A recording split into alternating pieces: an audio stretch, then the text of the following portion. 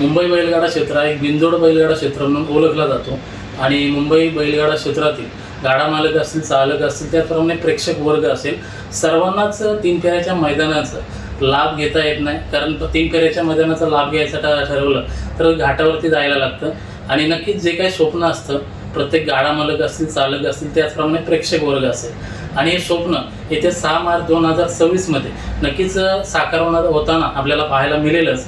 ज्या नंदीने अखंड महाराष्ट्र गाजवला असा राजा 777 हिंदकेसरी नंदी आणि पाहायला गेलं तर अनेक टॉपच्या नंदींच्या सोबत देखील पळाला, विरोधात देखील पळाला आणि पाहायला गेलं तर बिनजोड क्षेत्र असेल, 3 फेऱ्याचं मैदान असेल, संपूर्ण महाराष्ट्र गाजवला अशा नंदीचे गाडा मालक असतील. त्याचप्रमाणे ठाणे, रायगड, पालघर, मुंबई अखिल भारतीय बैलगाडा संघटना खजिनदार विद्यमान खजिनदार सोनूशेठ भोपतराव आपल्या समवेत आहेत आणि नक्कीच येत्या 6 मार्चला भव्य असं आपल्याला केसरी मैदान पाहायला मिळेल आणि या मैदानाचं स्वरूप कसं असेल, त्याचप्रमाणे बक्षीस स्वरूप असेल, सर्व गोष्टींची आपल्याला या व्हिडिओद्वारे माहिती मिळेलच.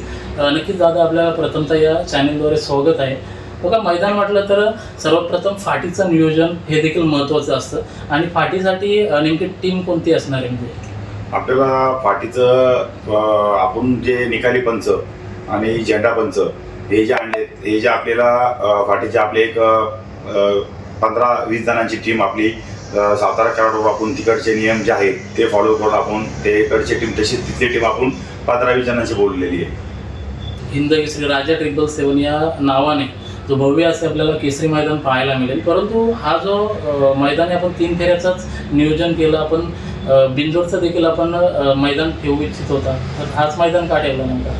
कसं आहे माहिती आहे का, आता असे बरेच गाड्या मालक आहेत का त्यांना जे टॉपचे नंदी आहेत त्यांचे पैरे भेटत नाही आहेत. मलाही सुद्धा बरेच आमच्या परिसरातून असतील किंवा रायगड ठाण्यामधून असतील किंवा पालघरमधून असतील, लोणावळा भागातून असतील, बरेच जणांचे मला कॉल वगैरे येतात त्या पायऱ्यासाठी.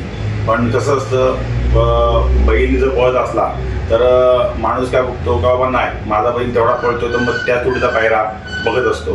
पण गरीब गाडा मालक जे असतात त्यांना एका बैल गाडा मालक आहे तो पायरा देत नाही आणि मग त्यांची इच्छा असते, त्यांचा बैल ॲक्च्युली पळत असतो पण त्यांना बैल तो मोठा कुठला पायरा भेटू शकत नाही. तर ह्याच्यामध्ये कसं असेल का बाबा आपण जे गटाला छोटा मोठा सर्व घेतील, मग त्याच्यामध्ये बरेच गरीब गाडा मालक आहेत त्यांचे बैल निदर्शनात उजाड देतील आणि याच्यामधील गरीब गाडा मालकांचा फायनलला राहिले तर त्यांना बक्षीस भेटलं जाईल, त्यांच्या बैलाची किंमत वाढली जाईल किंवा ते 1 नंबरमध्ये खेळले जातील. असे आपले रायगड ठाण्यामध्ये भरपूर बैल आहेत त्यांना पैरे भेट नाही आहेत आणि त्यांच्या नियोजन व्यवस्थित नाही आहे त्यांना. त्यामुळे ह्या मैदानासाठी मी विचार केला का बाबा चला आपण एक 3 फेऱ्याचं मैदान घेऊ. गेल्या टायमाला पण आपण कळंबोरीच्या वेळेला सरदार कांबळी जी टीम आहे, आकाशकडे, प्रफुल्ल ठाणगे वगैरे ही टीम आहे, गणेश चाड वगैरे यांनीच तिथे 2 मैदानांचं सक्सेसफुल एकदम शिस्तबद्ध मैदान त्यांनी केलं होतं. तर मला तोच विचार डोक्यामध्ये आला का आपण आपल्या 1 मार्चला बड्डे निमित्त तो ठेवायचा. तर आम्हाला तारीख काय भेटली नाही ती, त्याच्यामुळे आम्हाला 6 मार्च तारीख भेटली. तर त्या दिवशी मग आम्ही ते मैदानाचं नियोजन ठेवलेलं आहे आणि त्याच्यामध्ये गरीब गाडा मालक जे असतील ज्यांना पैरे भेटत नाही आहेत, त्यांचे बैल अंधारात आहेत, त्यांना तिथे उजाडतील आणि त्यांना प्राधान्य भेटलं जाईल पायऱ्यामध्ये. खूप चांगली अशी संकल्पना आपल्या माध्यमातून पाहायला मिळते. बघा, मागं आपण पाहायला गेलं तर कर्जत केसरी मैदान असेल, त्याचप्रमाणे उपसभापती केसरी मैदान असेल, अवकाळी पावसामुळे मैदान अर्धवट राहिला. एक चांगलं असं नियोजन मागच्या सीझनला देखील पाहायला मिळालं. परंतु सुरुवातीचा बघा कर्जत तालुक्यामध्ये आणि मुंबई बैलगाडा क्षेत्रामध्ये हा जो पहिला मैदान आहे 3 फेऱ्यांचा, एक भव्य अशा आपल्याला गर्दी पाहायला मिळेल. त्यासाठी महत्त्वाचं म्हणजे बॅरिकेड आलं, त्यानंतर कमिटी मेंबर असतील. नियोजन कसं असणार आहे पुढे?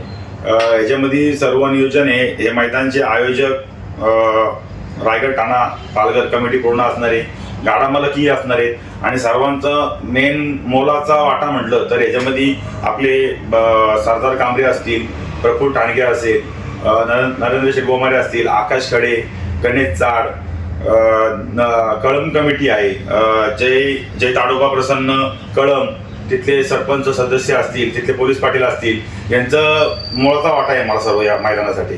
आणि बार्डी कमिटी असेल, याच्यामध्ये अंजप कमिटी असेल, शिरसे कमिटी असेल, त्याच्यानंतर आपले कर्जत तालुक्यातील पूर्ण जेवढे मैदानं होते तेवढे मैदानातील जे आड्यावाले आहेत त्यांचे सहकार्य असणार आहे मला.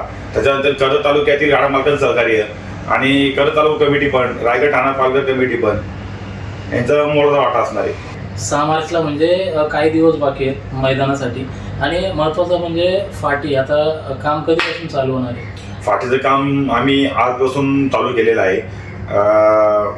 ते कालचं मैदान होतं 22 तारखेचं. 22 तारखेचं मैदान अजून चालू होणार आहे. एक 5-6 दिवसात, 4-5 दिवसात फाटी तिथली आमची पूर्ण होईल.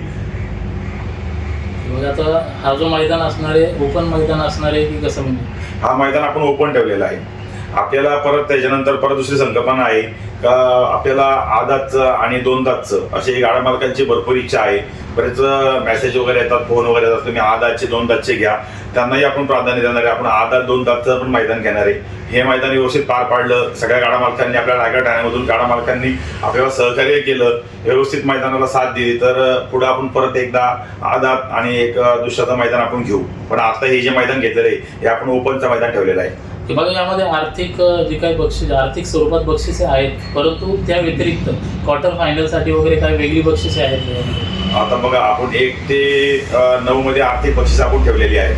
त्याच्यामध्ये आता आपले क्वार्टर फायनलसाठी आपले सोमनाथ पाटील बापसाई दाभाड त्यांनी आपल्याला 9 सायकली दिलेल्या आहेत आपल्या राजा केसरी मैदानाला. ते माझे मित्र आहेत त्यामुळे त्यांनी सांगितलं का राजा त्यांना खूप आवडता बैल होता म्हणून मी त्याला 9 सायकल तुम्हाला देतो. मध्ये आपण ते क्वार्टर फायनलसाठी सायकली फिरवलेले आहेत. आणि अजून बक्षीस आपल्याला वाढणार आहेत. जशी आपली नोंद होते त्याप्रमाणे आपण बक्षीस अजून क्वार्टर फायनल पण बक्षीस ठेवायचा विचार आहे. जशी नोंद येत्या हिशोबाला आपण बघूया कसं काय होईल. बघा नोंदी संदर्भात आपण विषय काढला तर नोंद किती गाड्यांची घेतली जाईल? नोंद आपल्याला 800 गाड्यांची आपल्याला नोंद घ्यायची आहे. आता परत आपले 600 गाड्याच्या आसपास नोंद झालेली आहे. फक्त 150-200 गाड्या नोंद राहिलेल्या आहेत. तुमच्या बाईटद्वारे मला सर्व गाडा मालकांना एकच सांगायचं आहे की नोंद भरपूर झालेली आहे. फक्त 150-200 पावत्या राहिलेल्या आहेत. कारण की काल परत आमची 400 नोंद झाली होती. आज दिवसभरात 101 नोंद आमची 100-150 नोंद झालेली आहे. त्यामुळे माझ्या आसपास 600च्या आसपास आकडा पोहोचला असेल. त्यामुळं लवकरात लवकर नोंद करून घेतली पाहिजे. कारण की नंतर मग बोलतात का मग आमची 1 पावती घ्या, 2 पावत्या घ्या, असं कुठला प्रकार झाला नाही. कारण प्रत्येक गाडा मालकांनी नोंद ही पटकन करून घेणे गरजेचं आहे. बघा यामध्ये देखील महत्त्वाचं म्हणजे बघा जो पण गाडा मालक नोंद करेल त्यामध्ये कंपल्सरी आहे का त्या मालकाचा नंदी पालाला? आता कसं आहे त्या दिवशी आमच्या ग्रुपला चाललेला विषय तो का बाबा जी पावती ज्याच्या नावाने नोंद केलेली आहे त्याच नावाने बैल पाळाला जाईल असं ग्रुपला चाललं होतं. पण असं वरिष्ठांशी मी चर्चा करून त्यांचं जे आदेश येतील त्या आदेशाने आपण तसं चालणार. पण माझ्या हिशोबाने त्या दिवशी त्यांचं पण म्हणणं आलं का ज्याच्या नावाने पावती नोंद आहे त्याच नावाने बैल त्याचा एकतरी बैल पाहिजे.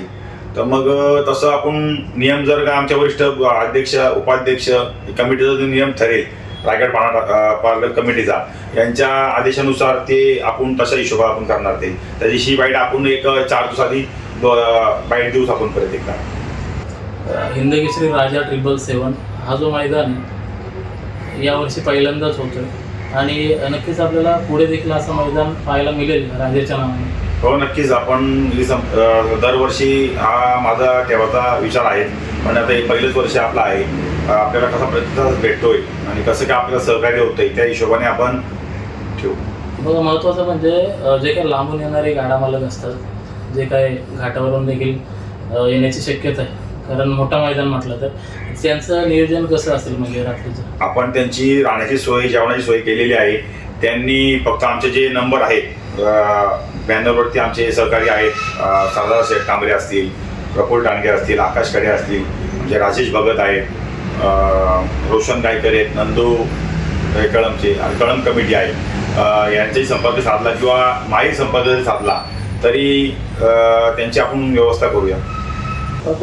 कुठलाही कार्यक्रम म्हटला किंवा बैलगाडा क्षेत्र असो किंवा कुठलाही कार्यक्रम असो प्रमुख पाहुणे असतातच आणि उद्घाटक हे देखील महत्त्वाचे असतातच. आता जो काही भव्य असा मैदान होणार आहे त्या 6 तारखेला यासाठी उद्घाटक कोण असणार आहे? याच्यामध्ये आपले रायगड ठाणा पालघर बैलगाड संघटनेचे अध्यक्ष संदीपभाई माळी, कार्याध्यक्ष विजय खानावकर, नंदराज शेठ मोंगाजी, अविनाश शेठ पवार, पप्पू शेठ पाटील, आपले आकाश शेठ राऊत, आप्पा शेठ गायकवाड, पप्पू पाटील, भूषण धुळे, देवेश फडके, संजय यादव, अनिल भोईर, त्याच्यानंतर राहुलभाई पाटील, जयेश पाटील, मिलिंद पाटील, गुरुनाथ शेटपडके हे आपले प्रमुख पाहुणे असणार आणि उद्घाटक असणार आहेत. बघा, मागे जी काही 3 फेऱ्यांची मैदानं झाली यामध्ये मला माहिती मिळाली की यामध्ये पावत्यांमध्ये काही गडबड झाली होती, काही जास्त अमाऊंट देखील घेण्यात आली होती. याबद्दल आपलं काय मत आहे? असं काही झालं नव्हतं माझ्या मते तरी. पण जर असं कोणाला वाटलंच का बाबा आम्ही आता एंट्री फी ठेवली 1500 रुपये, जर का कोणी मैदान पावत्या पूर्ण झाल्याच्या नंतर जर कोण दुप्पट पैशाने किंवा काय आमचे आयोजक असतील किंवा आमच्यातला कोण मुलगा असेल, कोण जर का पैसे जास्त मागत असेल तर मग ते आम्हाला, माझा नंबर तर सर्वांपर्यंत आहेत, मला कळल्याच्या नंतर मी ते सहनिशा करून घेईल. कारण की मागच्या काही मला असं झालं होतं, असा मला पण ऐकायला भेटलं होतं, पण आम्ही त्याची सहनिशा केली तर थोडंसं ते आमचे आयोजक नव्हते, त्याच्याबद्दल दुसऱ्याच लोकांनी तो प्रकार चालू केला होता. पण ते आपण त्याला कंट्रोल आणला आणि आता तसं काय होणार नाही आहे. आपण 1 रुपये जास्ती कोणाकडे घेणार नाही आहे.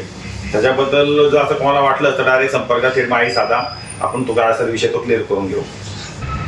नक्कीच दादा एक बहुमूल्य वेळ दिलात आपण, आणि नक्कीच आपल्याला या चॅनलद्वारे ही आपली जी मुलाखत होती बक्षीस स्वरूप असेल त्याचप्रमाणे मैदान संदर्भात, बघा एवढं थोडं दिवस राहिलेले आहे, अजूनपर्यंत बाईट पडली नव्हती चॅनलवरती कुठल्याच. एक महत्त्वाची बाईट आहे, कारण जवळच आपल्याला मैदान आज 6 मार्चला पाहायला मिळेल आणि खूप साऱ्या गाडा मालकांना ही माहिती मिळाली नव्हती आणि नक्कीच ती माहिती देण्याचा आपण प्रयत्न केला दादांद्वारे. आणि नक्कीच येणाऱ्या जो काय मैदान आपल्याला काही दिवसामध्ये आपल्याला पूर्ण ग्राउंडवरती आपल्याला मुलाखत मिळेलच. त्यामध्ये आणखी देखील आपल्याला संपूर्ण काही चेंजेस असतील बक्षिसामध्ये किंवा आणखी काही बदल असतील ते आपल्याला बाईटद्वारे आपल्याला पाहायला मिळेलच. नक्कीच आपण जो काही आपण या अगोदर मैदानाला सपोर्ट दिला, कर्जत केसरी असेल, उपसभापती केसरी असेल, नक्कीच असाच सपोर्ट जो मैदान होईल हिंद केसरी राजा 777, नक्कीच आपण अशीच साथ द्याल अपेक्षा बाळगतो. नक्कीच दादा एक बहुमूल्य वेळ दिला त्यासाठी धन्यवाद आपला. जय हिंद, जय महाराष्ट्र.